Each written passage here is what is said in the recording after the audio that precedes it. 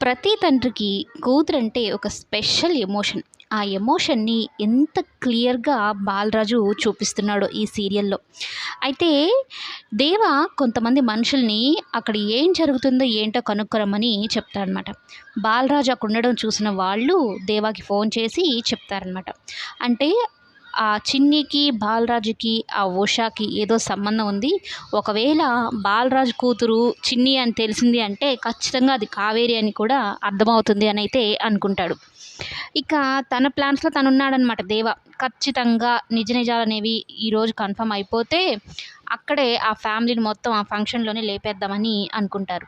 ఇక్కడ సత్యం మేనకోడల కోసం చీర, నగలు, అలాగే వెండి అన్నీ కూడా తెస్తారనమాట. ఎందుకిప్పుడు ఇవన్నీ? ఇప్పుడే ఫంక్షన్‌కి చాలా ఖర్చవుతుంది కదా! అవసరమా అంటే, ఇది నా బాధ్యత. మేనకోడలికిచ్చే వాటిల్లో చాలా సంతోషం ఉంటుంది తెలుసా అనైతే చెప్తూ, ఇక కావేరికి ఇస్తాడనమాట. కావేరి చిన్నికి ఆ చీరను కట్టి, చక్కగా రెడీ చేసి, బాగా ముస్తాబు చేస్తుంది. చిన్నిని ఒక కుందనపు బొమ్మలాగా రెడీ చేసి బంగారు బొమ్మలాగా తీసుకొస్తుందనమాట బయటికి. అయితే అటువైపు సత్యం, ఇటువైపు బాలరాజు ఇద్దరి మధ్యలో అనమాట చిన్ని వాళ్ళిద్దరిని చూస్తూ ఉంటుంది. ఫస్ట్ సత్యం దగ్గరికెళ్తుంది. సత్యం చిన్నిని చూడగానే ఎంత ముచ్చట పడిపోతాడో. అప్పుడే నా మేనకోడలు పెద్దదైపోయిందా అన్నట్టుగా దగ్గరికి తీసుకొని నుదుటి మీద ముద్దు పెడతాడనమాట.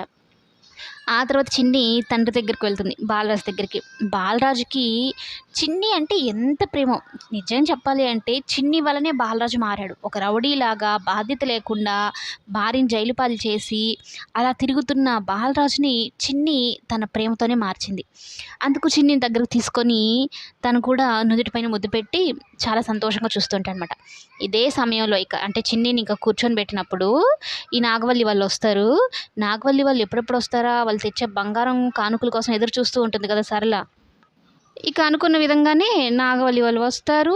నాగవల్లి వాళ్ళు ప్లాన్ చేసుకున్నారు కదా స్వీట్స్‌లో విషం పెట్టి వీళ్ళని చంపేసియాలని. ఆ స్వీట్స్ బాక్స్ కావేరికే ఇస్తుందనమాట. ఇవే మీ ప్రాణాలు కన్నా ముందే కావేరి, బాలరాజులు అలర్ట్‌గా ఉన్నారనమాట. వాళ్ళ దగ్గర నుంచి ప్రతి ఒక్క వస్తువు విషయం మీద మనం జాగ్రత్తగా ఉండాలి.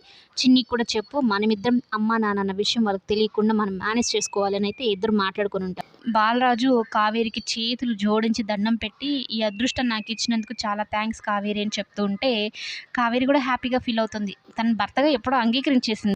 అసలు విషయం తెలిసిన తర్వాత ఒక్క భార్యకే ఉంటుందేమో అండి భర్త మీద ప్రేమ. నిజంగా తప్పు చేశాడని తెలిసినా కూడా తన తప్పు తను తెలుసుకున్నాడు అంటే ఈజీగా క్షమించే గుణం ఒక భార్యకే ఉంటుంది. భర్త తప్పుల్ని క్షమించగలిగే గుణం.